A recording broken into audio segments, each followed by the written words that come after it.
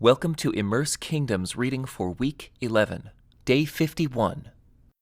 King Solomon now ruled over all Israel, and these were his high officials.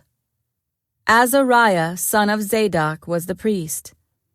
Elihoreph and Ahijah, the sons of Shisha, were court secretaries. Jehoshaphat, son of Ahilud, was the royal historian. Benaiah, son of Jehoiada, was commander of the army. Zadok and Abiathar were priests. Azariah, son of Nathan, was in charge of the district governors. Zabud, son of Nathan, a priest, was a trusted advisor to the king. Ahishar was manager of the palace property. Adoniram, son of Abda, was in charge of forced labor. Solomon also had 12 district governors who were over all Israel. They were responsible for providing food for the king's household. Each of them arranged provisions for 1 month of the year. These are the names of the 12 governors. Ben-Hur, in the hill country of Ephraim. Ben-Deker, in Makaz. Shealbim, Beth-Shemesh, and Elon Beth-Hanan. Ben-Hesed in Arubboth, including Soko and all the land of Hepher. Ben-Abinadab in all of Naphoth Dor. He was married to Taphath, one of Solomon's daughters. Baana, son of Ahilud, in Taanach and Megiddo. All of Bethshan near Zarethan below Jezreel, and all the territory from Bethshan to Abel-Meholah and over to Jokmeam.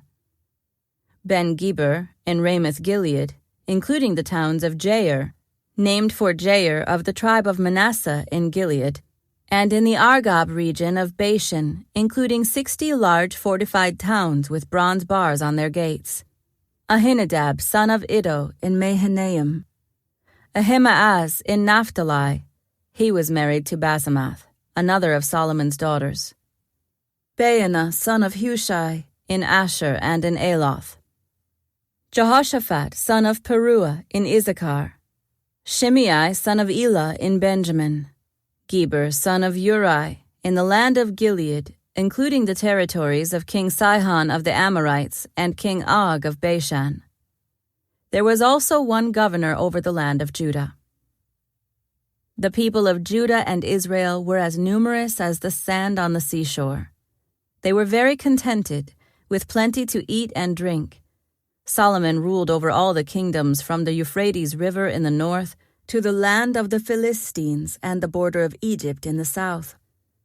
The conquered peoples of those lands sent tribute money to Solomon and continued to serve him throughout his lifetime.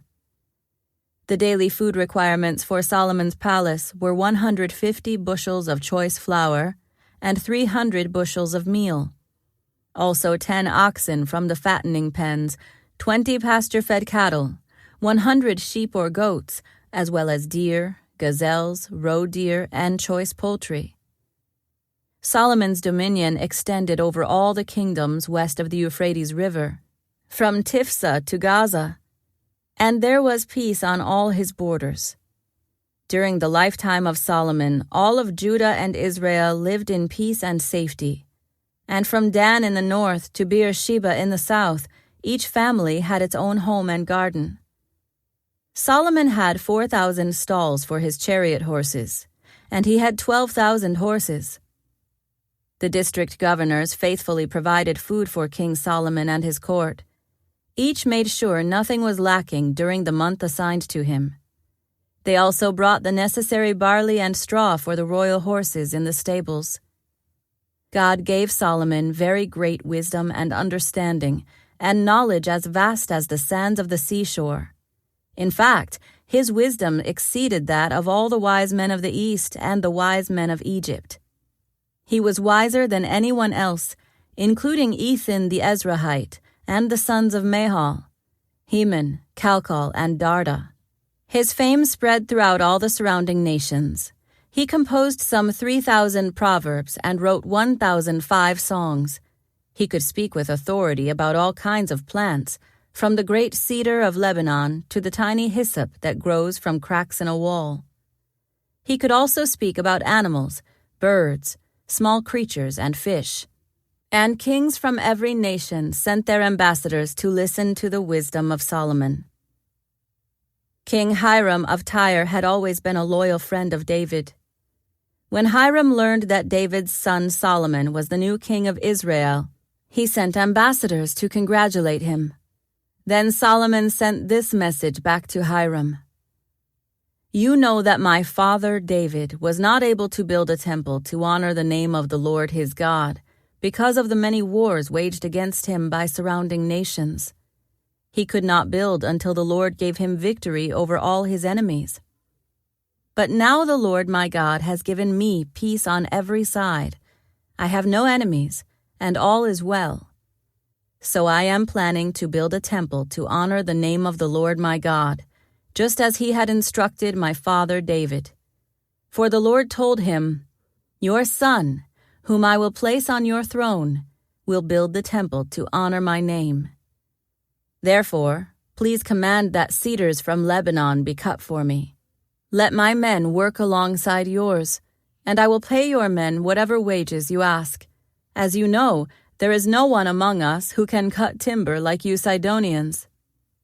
When Hiram received Solomon's message, he was very pleased and said, Praise the Lord today for giving David a wise son to be king of the great nation of Israel. Then he sent this reply to Solomon. I have received your message, and I will supply all the cedar and cypress timber you need. My servants will bring the logs from the Lebanon mountains to the Mediterranean Sea and make them into rafts and float them along the coast to whatever place you choose. Then we will break the rafts apart so you can carry the logs away. You can pay me by supplying me with food for my household. So Hiram supplied as much cedar and cypress timber as Solomon desired. In return, Solomon sent him an annual payment of 100,000 bushels of wheat for his household, and 110,000 gallons of pure olive oil. So the Lord gave wisdom to Solomon, just as he had promised, and Hiram and Solomon made a formal alliance of peace.